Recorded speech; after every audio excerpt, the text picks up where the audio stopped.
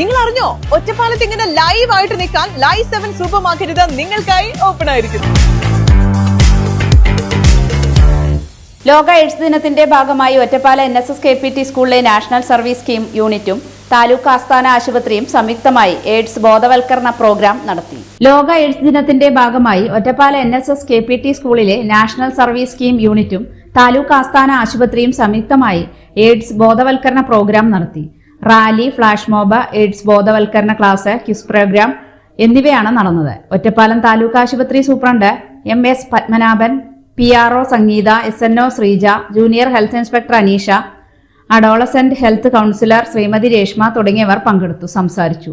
NSS KPT school principal Dhanya CV, NSS programme officer Kavitha P, അധ്യാപകരായ Amrita S Nair, Sreeja T, Divya A തുടങ്ങിയവർ നേതൃത്വം നൽകി.